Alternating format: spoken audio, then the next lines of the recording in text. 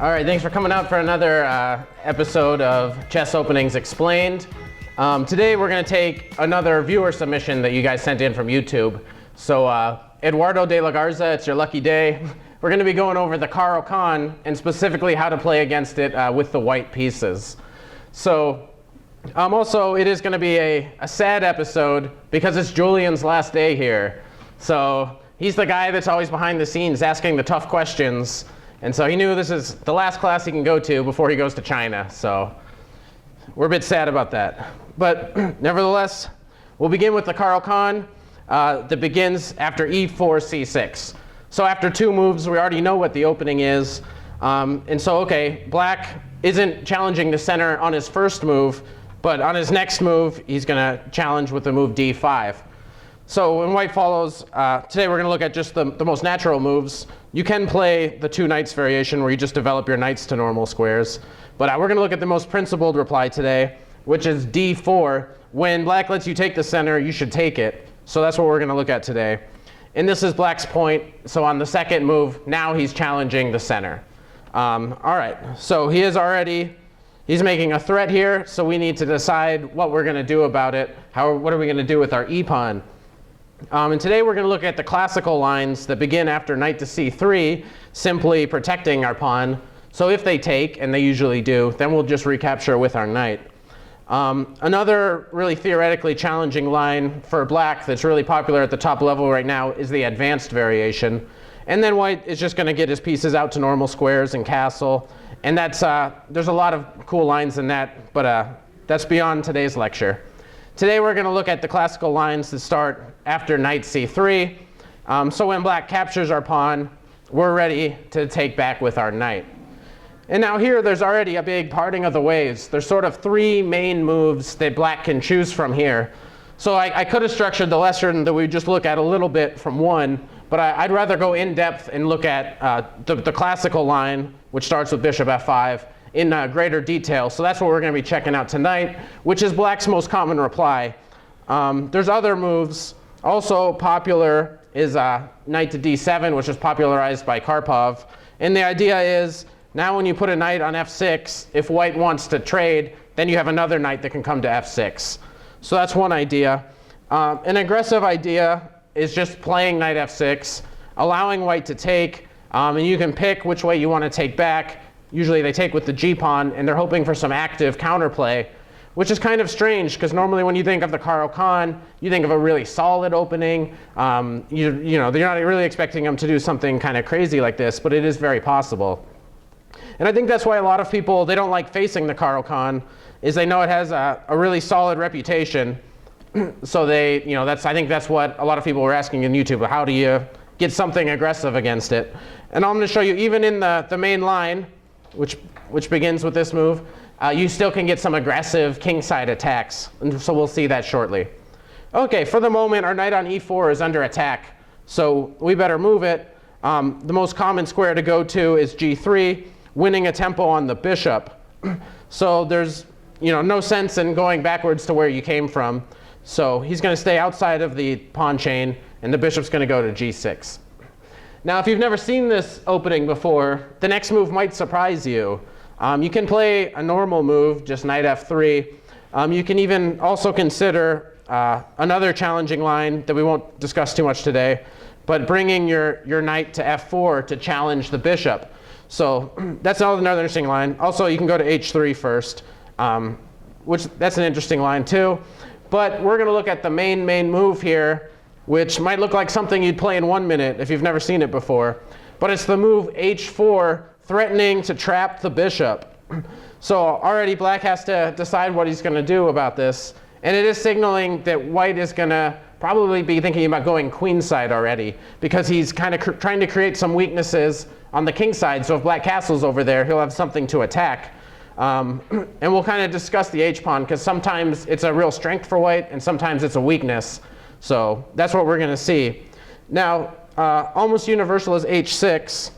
H5 is kind of a mistake. first of all, you can just play normal and just develop your knight to f3 and play kind of like the main line, and the pawn won't be better on e5.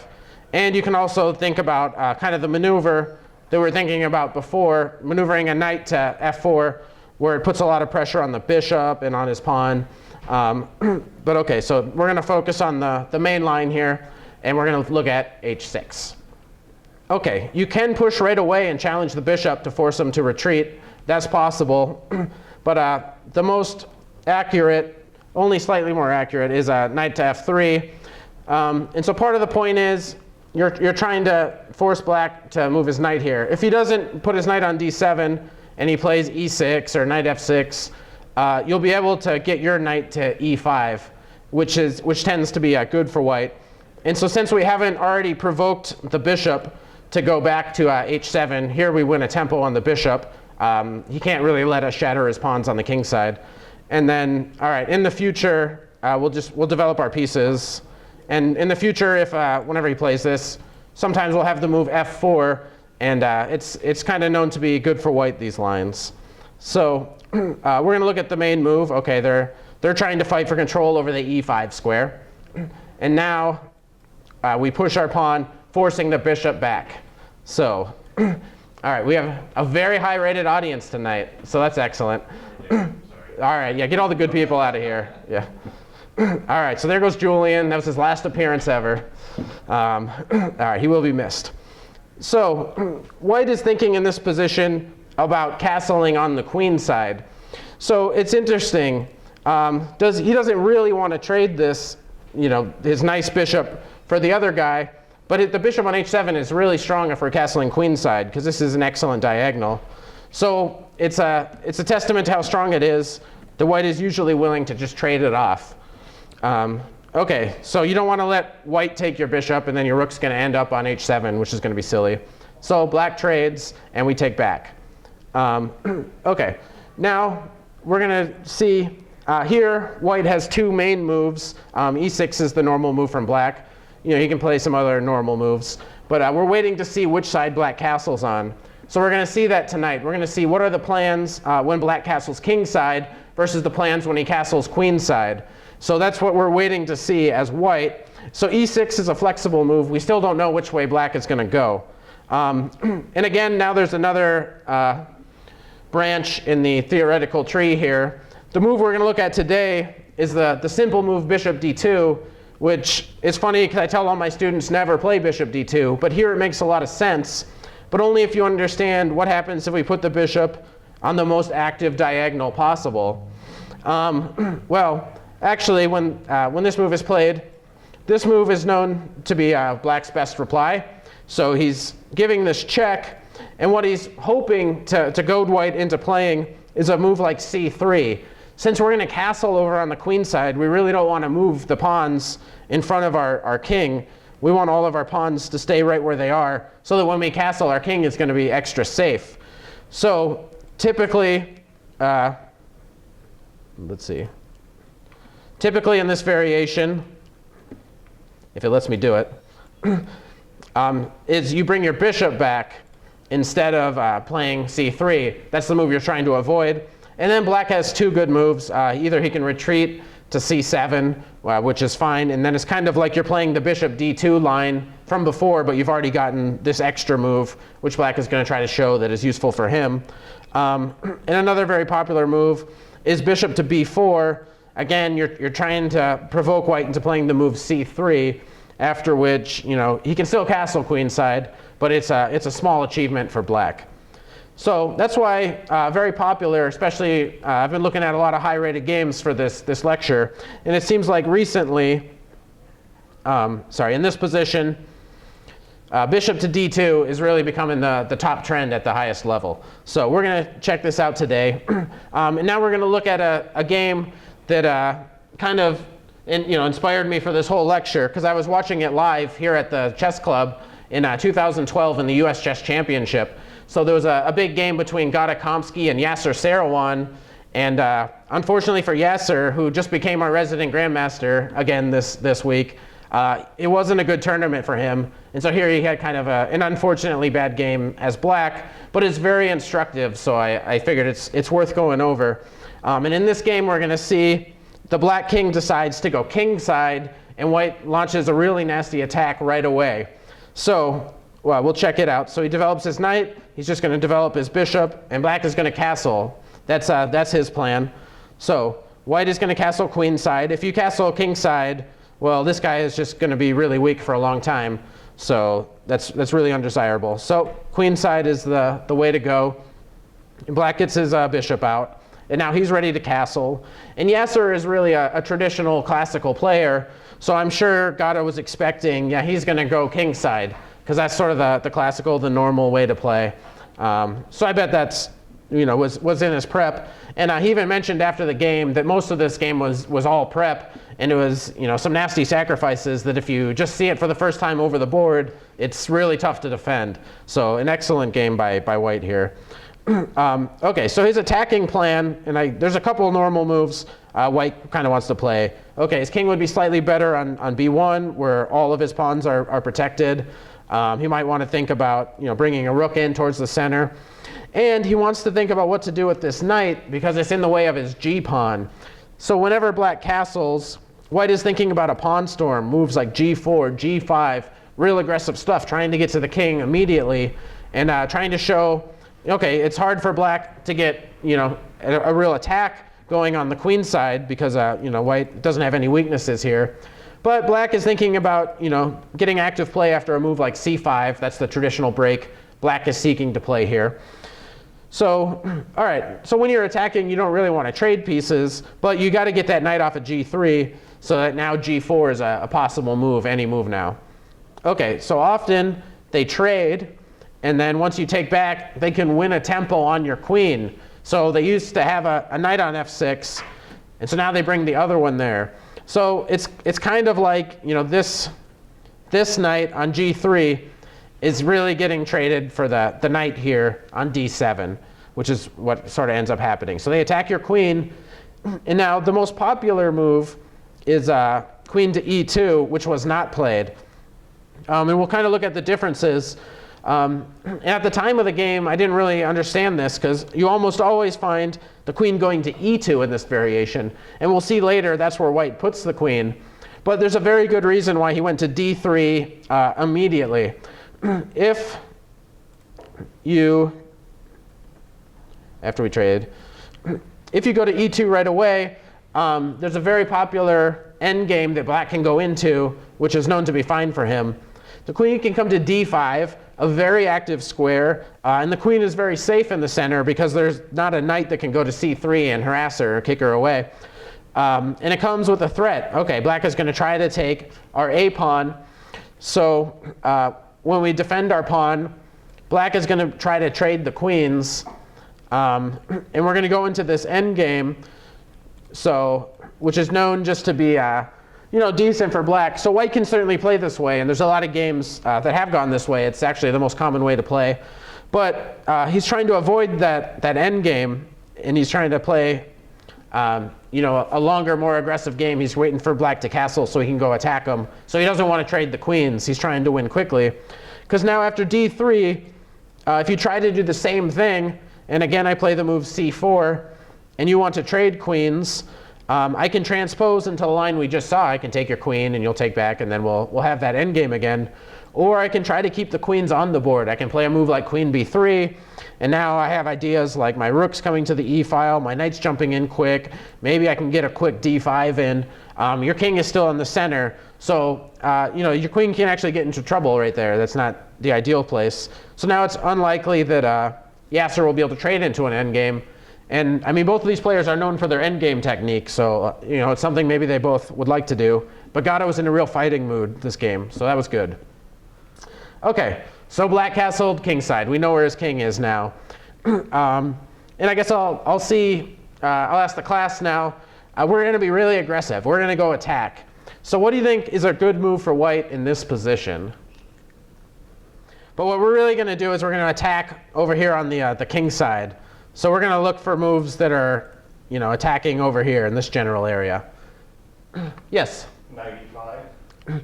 Knight e5 is definitely a move to consider. It wasn't played here, though it's the kind of thing that will be played at some point. That's definitely where the knight is headed. But okay, but he didn't go there just yet. He played a really aggressive move. Oh, sorry, actually, he waited a turn, sorry. He just parked his king over on b1. Okay, extra safe for protecting all these pawns. And now, after black plays his break, okay, now we see the very aggressive move, g4. So he's sacrificing a pawn. He's saying, you can take my pawn, and then I'll get an open g file, and then I'm going to go checkmate you. And black is kind of compelled to take this, because if you don't take it, if you just wait for a second, white's going to be able to play g5, and now he has a hook. So because you moved this pawn, now white has something that he can attack, and now he can force something to come open. Either I'm taking your pawn, or you're taking my pawn, and then files are opening up for my pieces. So black feels compelled to take it. Yasser is kind of famous for saying, you know, I'm a pawn grubber. Whenever I can take a pawn, I'll take it. And okay, that's a good idea. Whenever you can take it and you can get away with it, if you're not getting checkmated, then you're up a pawn. So, okay. And this position has been seen several times before, but Kamsky played a relatively newish move in this game. In the old days, even though white is threatening this really big fork where he's attacking all of your pieces, you can actually get away with one of these moves, like just attacking them, letting them take, and then you know, just things like this are going to be really dangerous. And there's lots of compensation for white. And then I was wondering what the computer thought. Nobody's ever played this move, but the computer also likes it, and you still get all your stuff forked. But then, you know, there's a lot of stuff that you're attacking of blacks. So you can do these such moves. But this was all Gata's prep still. He played queen d2, just protecting his pawn, very sensible.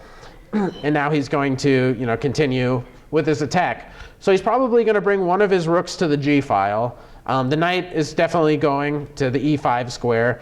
This bishop has, you know, some intentions of sacrificing on occasion. So it's a very sharp game.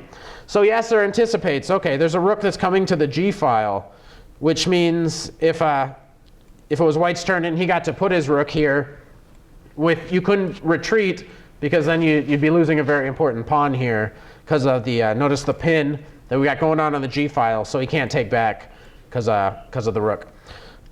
So okay, so Yasser saw that coming, and he got his king out of the way, so that when Kamsky does put a rook on the g file, he can move his knight back safely. Obviously, he doesn't want to give up a pawn like this, so it's not like he can play f5 and protect his knight. So he's got to go back. All right, and now what to do? First things first, he realizes, okay, sometimes black's gonna take here. He takes this pawn first, and now he's threatening discoveries. There's a rook and a queen on the same file.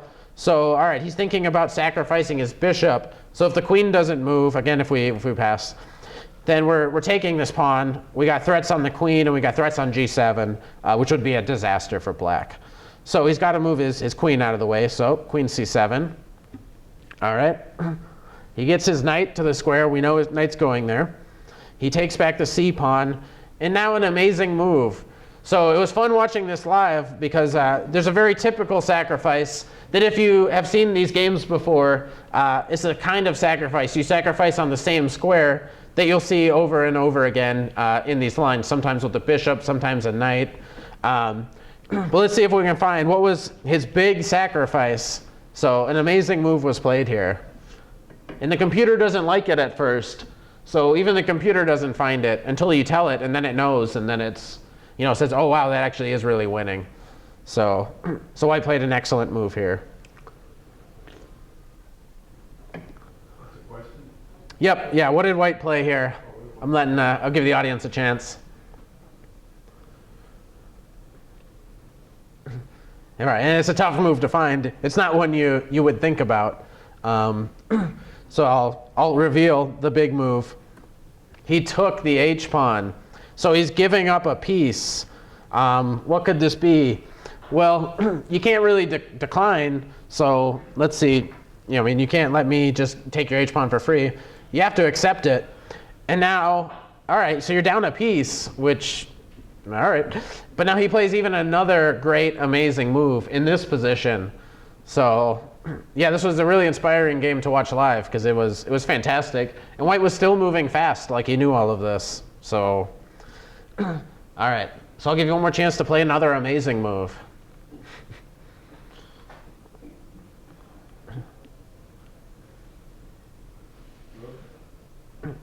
Rook where?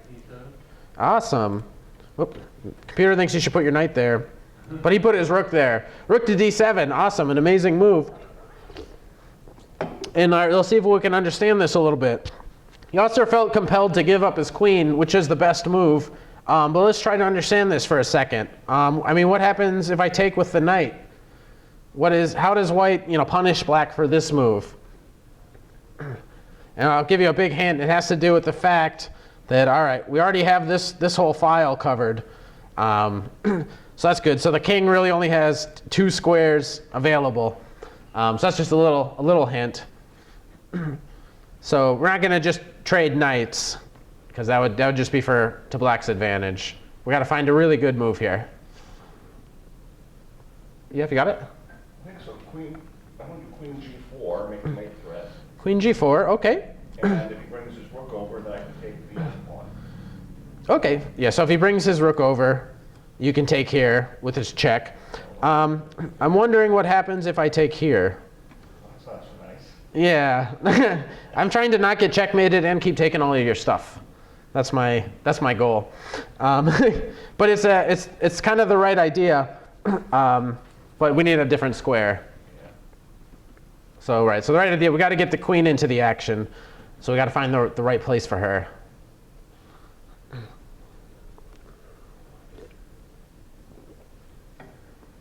All right.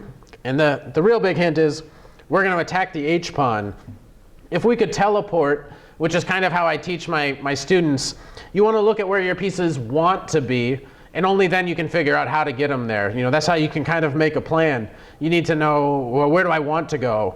Well, if I could cheat, I would put my queen right here on h6, because that would be checkmate. But I can't get there in one move. But apparently I can erase green lines. So that's kind of cool. But I can't get there in one move. So where should I park my queen so that I'm threatening the h-pawn? There's only one safe square. All right, e3. So all right, good. You attacked me, but bad that you gave me your queen. So that's the right diagonal. We're getting very close.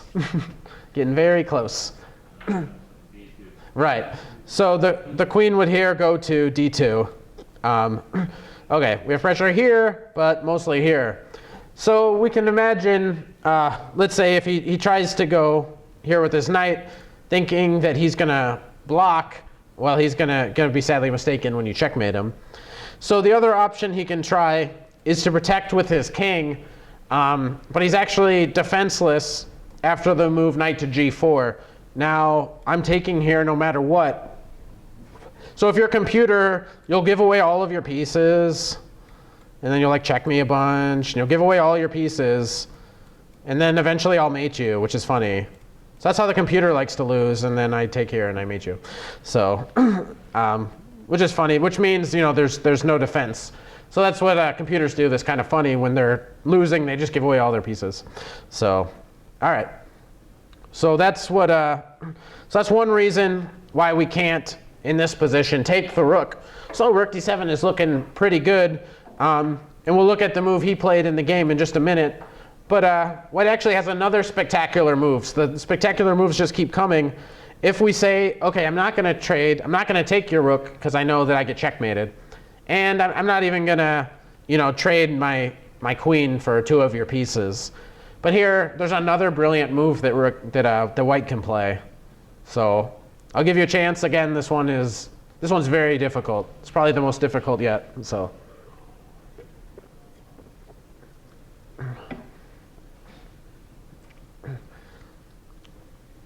Try to give away all your pieces. Maybe it'll be right. Yeah? Rook takes f7. Rook takes f7. Yeah, seems like a decent move. So your point is if I take, you're going here, and then, am I getting checkmated? Yes. Yes? How do I get checkmated? The bishop.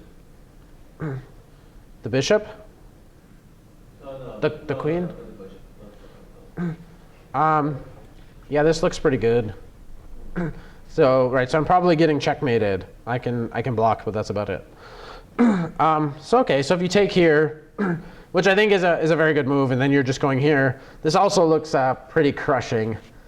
How can I defend a little bit better? Also, again, I can trade my queen for your stuff if I'm really trying to bail out. But okay, after a move like this,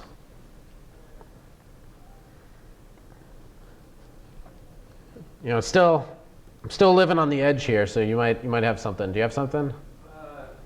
What about knight g6? Knight g6, okay. So I have to take it.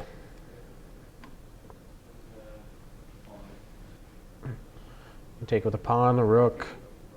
Take with the rook. Okay, so you're on my guy here. I'm gonna try to hold on. I'm trying to just barely hold on. It's not looking good for me, but I'm trying. Yeah.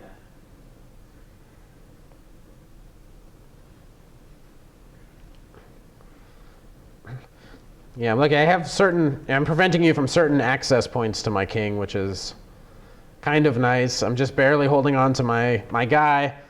Queen It's d2. Queen where? Queen d2. Queen d2. Yeah, this is what I was getting worried about this move. At some point, I might have to give away a lot of my stuff. But let's see. Yeah, I'm not feeling very happy about this. Right. So I mean, I know that this is one of the moves. There's actually several good moves if they just in this position. If we can get back to it, if they decline, there's actually several good moves for white. So I knew that was one of the good ones, and it does eventually win. Also, rook to g6 is another very stunning move. With the idea being that if you take, now you're getting checkmated, and all you can do is block. And you get checkmated. So, okay, so there's a lot of good moves. So we can kind of get an idea of why when rook d7 came on the board, Yasser decided he had to take it. So that was played in the game. So white better take the queen. And after the knight takes, okay, if we're just looking at material, black is still up some material here, but his attack is still pretty strong. So now he has a nice little fork. He's attacking 2 pieces. The most important thing is not giving up your h-pawn with checkmate. So he must avoid getting checkmated, so he protects his pawn. And now probably the best move is just to take the knight. So you might be surprised that he didn't take it. He instead played a move that you might not consider, g4. So he's not going for the knight, he's trying to get the bishop, which is kind of interesting. So he gets to take the bishop instead of the knight. But now, okay. Are these guys going to be strong enough? Are they going to be able to make a queen?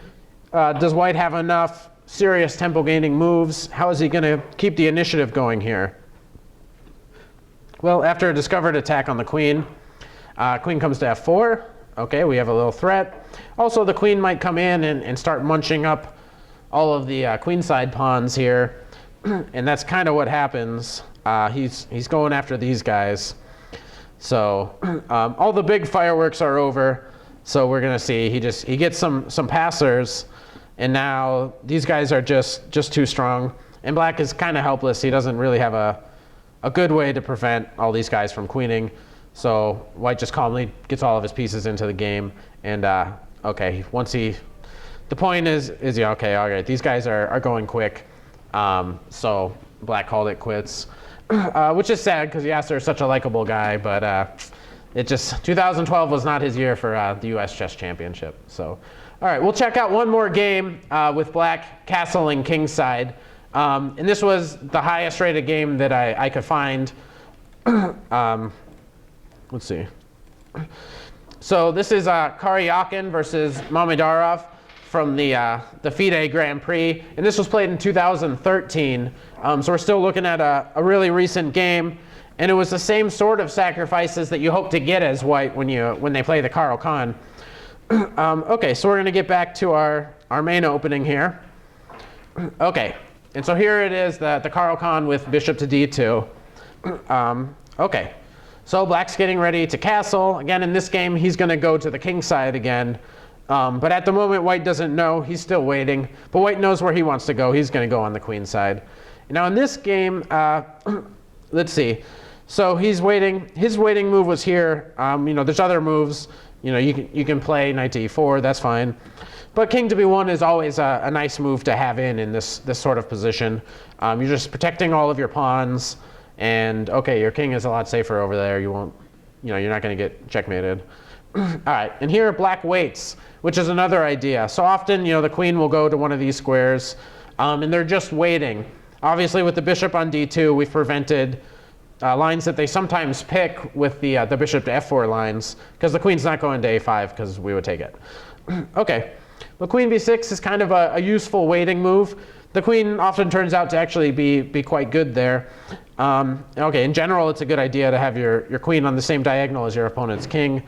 It's helpful when you play a move like c5, and she's not in the way on this d file. So even if the d file opens up, your queen's going to be out of the way, and you might castle queenside. So white can't tell just yet. So he's got to wait to find out.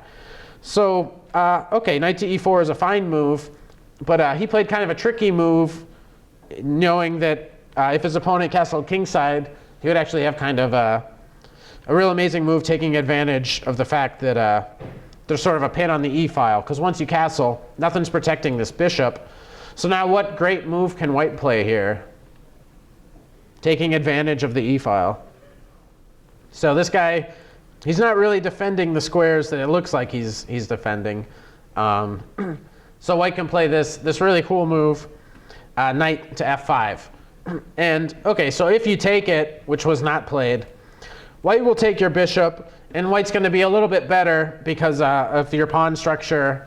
Here's your majority. You got a 4 on 3, but the way the pawns are set up, you're probably not going to ever be able to make a pass there. So white would just be a little bit better in this line. And for example, always play queen d8, and the rook will come back, and you might get your pieces in here. Here's just a sample continuation.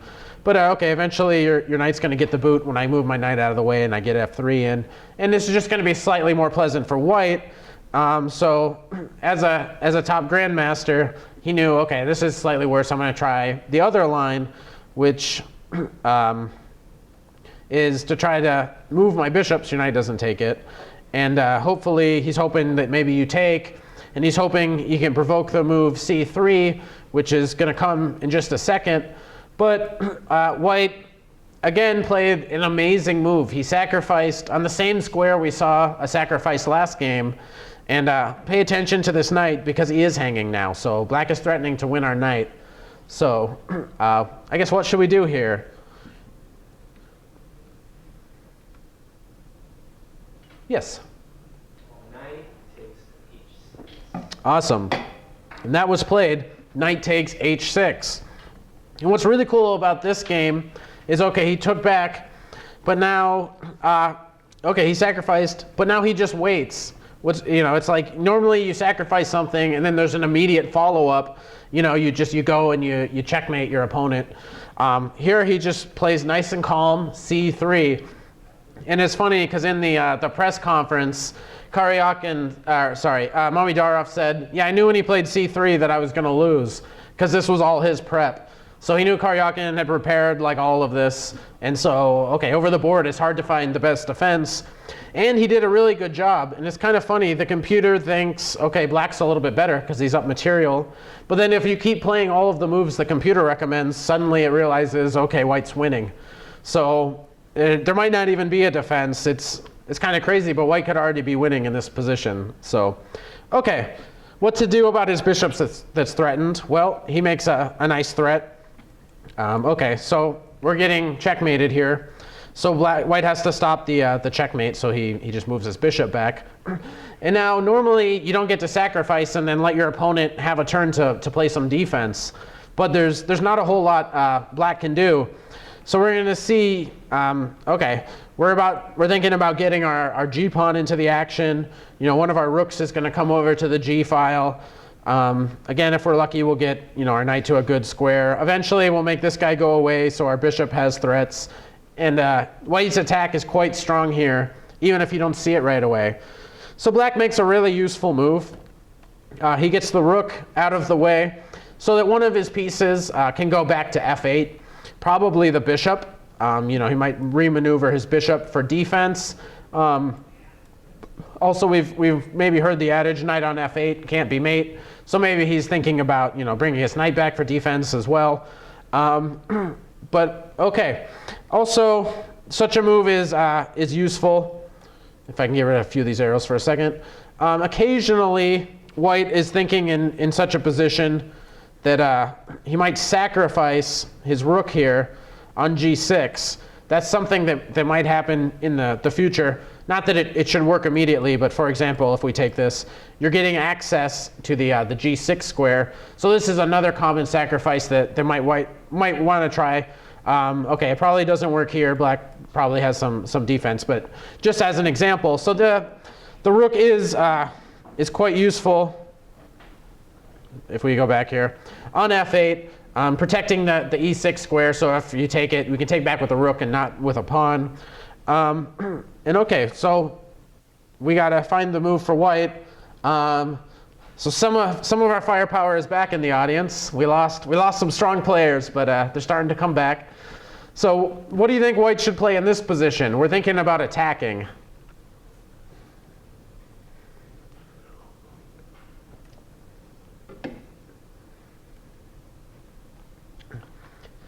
So it's the same sort of aggressive plan that we've seen in the other games. So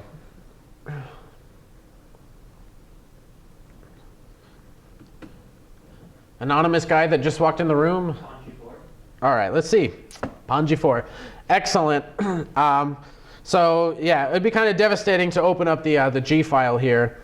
So a better defense is to try to just guard the g5 square. Black doesn't need to think about winning any material. He's already up a piece. He's thinking about how can I defend. So, okay, there's a few different things that white can try here. But he decided to give this bishop the boot here so that this frees up his bishop. So it might be able to do certain things, like maybe it's going to try to attack the h-pawn. And okay, we are threatening, just our queen's going to take the bishop. So the bishop's got to move and it's got to protect the h-pawn. So he played bishop f8. To make Ben Feingold proud. So yeah, I always play bishop f8. That's his rule. Okay, so white played another aggressive move. How do we keep opening up the king side here? We gotta keep it coming.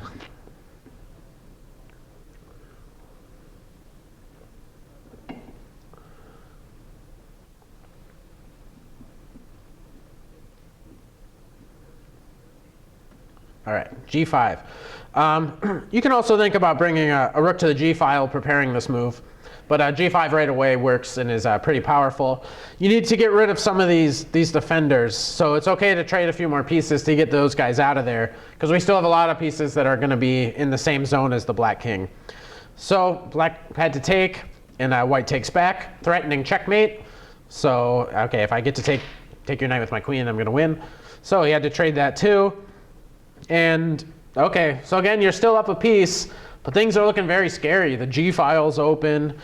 This guy actually looks quite strong. I got a lot of pieces that are, you know, going to do some pretty scary stuff. And here, probably the best move is just getting off the G file. You know, a rook's going to the G file, so that's again what happened. And here it's black played this move, which actually is the losing move. It's just is really gives the game away, but it's really tough to play black here. And over the board, even if you're a super grandmaster, it's hard to defend. Slightly better was either of these bishop moves. And in a later game that was played after this, bishop to e7 was played in a game. It was a much lower rated game between people that were, you know, like 2200, 2400, something far below the super grandmaster level. But that was a an attempt at an improvement was bishop e7 in this position. But okay. Also a move like, queen to a5, which looks good. You're attacking all the way along the 5th rank. Will always be met with a move like c5, just shutting the queen out, never letting her come back to play some defense. So, okay, but queen c7. And white also played an inaccuracy here. Queen to f3, a very good move. Okay, maybe slightly better is just queen to e3, staying on the dark squares. But okay, queen f3 is fine. And now f6. You can't really play a move like f5. You need to somehow defend your pawn here. What's wrong with f5? I'll see if the audience can figure this one out. Because it's tricky. So we're counting on somebody very high rated. Because it's tricky, this one. Okay, the move is kind of a silent but deadly threat. You double up on the G file. Okay, and you have some really nasty threats. You can't really defend because any move you make, I might do a discovery. And okay, so I'm threatening checkmate and your queen. So something like that would be impossible. So black felt like he had to play the move f6, attacking our bishop. So, okay, so we go to a very natural diagonal. And now I'll see if we can find white's move here. Because, okay, these things where you're winning and you're attacking, they're very difficult. It's easy for the defender to go wrong and make mistakes and get checkmated. But it's also hard to be the attacker, because if you don't find the right moves and your opponent defends really well, then you're going to be down a piece or so. You might be down some material. So you got to play accurate here with both sides. It's a very sharp position. So I'll give the guys another chance. What do you think white should play here? So we need to keep the threats up. We're trying not to trade pieces, even though trading the dark squared bishops isn't so bad for white, because the dark squares around the king are, that's as weak as it gets.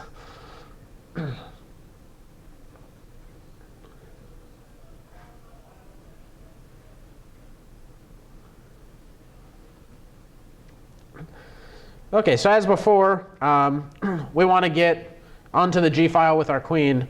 So queen to G3 is a good move. You're threatening a checkmate. And okay, black can play here. Relatively best is just trying to trade some of the big pieces. And this would end up in an ending like this, in which, okay, white is up a pawn, but also his position is still, really good. This guy is a strong pawn. This rook is going to come up, and he's going to be kind of a menace on this rank here. So there's a lot of potential for white, and it's the kind of endings that super grandmasters are trying to avoid, because I know they're going to be suffering here for a long time. But that was relatively the best practical chance to survive in this position. Instead, the move knight c5 was played.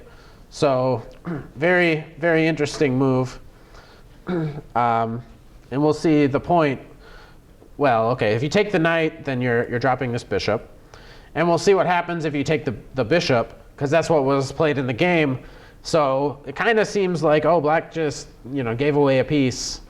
But he had an idea. All of these guys are attacked, but he gets one of them out of the way with check. So now you check the white king, and then now your knight can get out of harm's way on the next move. But okay, so white got his piece back, and he's still attacking. But all right, our knight's attacked, so he gets the knight out. There's a fork, but white doesn't have to part with any material here, which I assume both players saw. But black still felt compelled to give the piece back. So you need to find a good move here. If we can imagine the knight, going back here, where could we put our queen? Where in this position she'd have a really strong threat. Yeah, queen f4, the same idea as in the game. Yeah, queen h4 was played. Same idea. So if you take the bishop, you're getting checkmated, because you have to block, and you get checkmated here.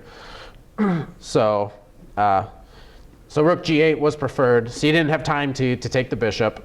And now we still want to take this, but the problem is this guy, so we try to kick that guy away.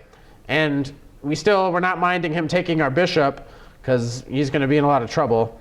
So instead, the knight tries to block the pawn, so that we can't take it with check. Okay, we're persistent though. We really want to take this f-pawn. And okay, things are getting pretty bad, so he feels like he has to trade queens.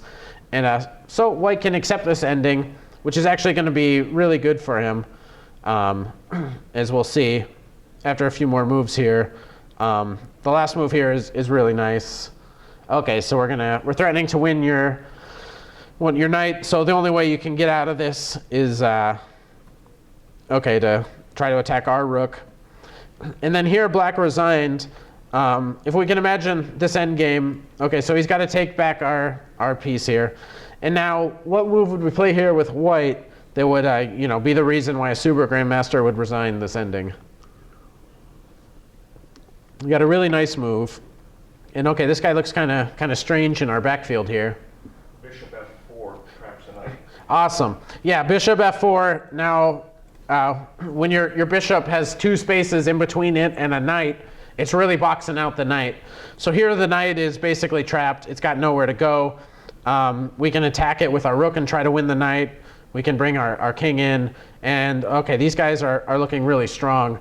So with the passers and the knight being blocked out and trapped, black gave it up here. So okay, and that's like the kind of attack that you're hoping for with the white pieces when they go kingside.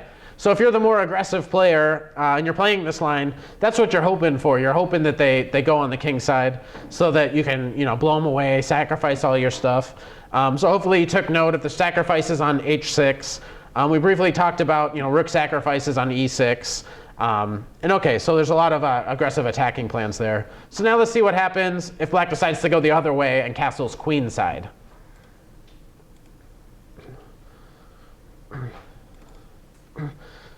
Okay, so we're going to go queenside this time. All right, so we're going to get back to our position. Okay, so here, this time black is going to try a different path. And so often the way that they begin is with a queen to c7. Obviously it can go to b6 as well. So, okay, all normal moves so far. Now, white would kind of prefer to get this bishop to a better square. It's kind of done its job on d2.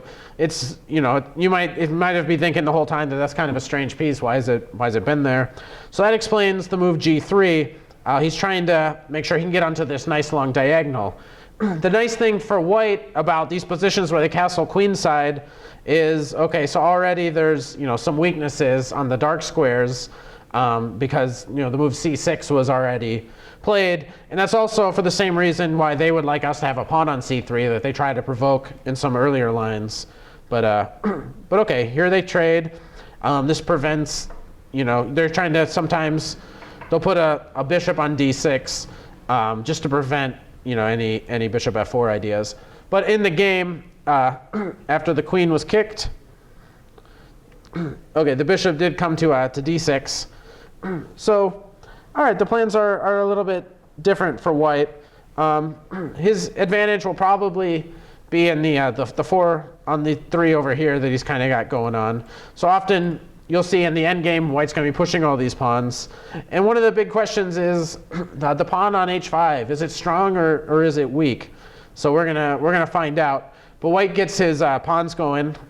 So he's going to play on that side. Sometimes, he's going to play the move c5 if at the right moment. And okay, c5 wasn't the only move that could be played here.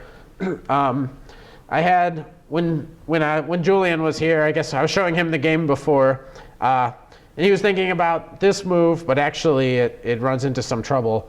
One of the things to know is whenever white puts a knight on e5, you want to be able to take it with your bishop, but then you need a nice square for your knight.